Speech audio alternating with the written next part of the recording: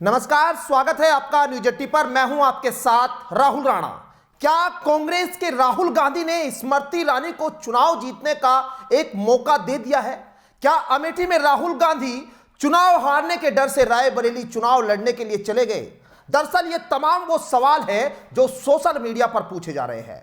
तो आज हम इन्हीं सवालों की पड़ताल आज अपनी इस रिपोर्ट में करने जा रहे हैं, क्योंकि लोकसभा चुनाव के बीच यूपी की रायबरेली सीट व अमेठी लोकसभा सीट से कांग्रेस के टिकट को लेकर सस्पेंस अब खत्म हो गया है।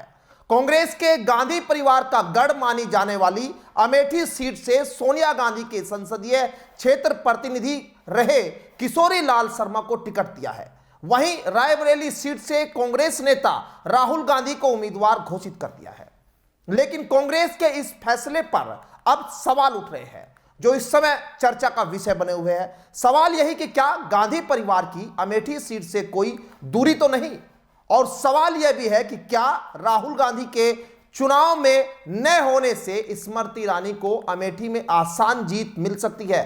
यह सवाल उस वक्त उठ रहे हैं जब कांग्रेस नेता राहुल गांधी ने इस सीट से चुनाव लड़ने को लेकर साफ इनकार कर दिया है और इस सीट से किशोरी लाल शर्मा को प्रत्याशी बनाया गया है। आपको बता दें कि 25 साल के बाद इस सीट पर गांधी नेहरू परिवार से कोई उम्मीदवार नहीं उतरा है, क्योंकि 1967 में जब अमेठी सीट अस्तित्व में आई थी उसके बाद से यह सीट गांधी परिवार का गढ़ रही है। पहले 29 सालों तक यहां गांधी परिवार या उनके करीबी ही चुनाव जीतते रहे। राजीव गांधी की हत्या के बाद जब सोनिया गांधी एक्टिव राजनीति में नहीं थी तो तब पहले राजीव गांधी के करीबी सतीश शर्मा को उम्मीदवार बनाया गया था।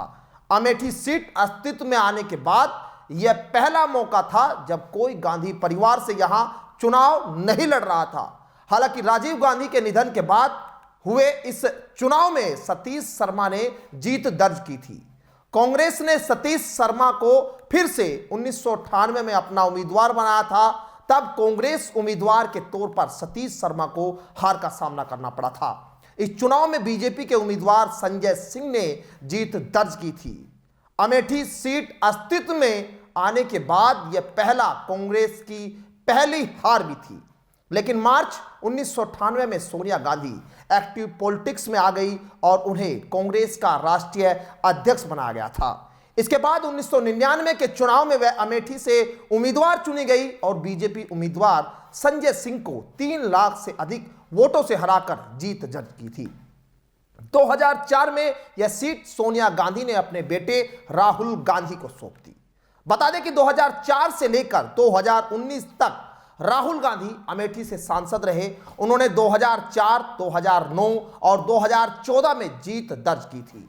लेकिन बीते 2019 के लोकसभा चुनाव में राहुल गांधी को हार का सामना करना पड़ा, यानी यह सीट पर नेहरू गांधी परिवार की पहली हार ये थी।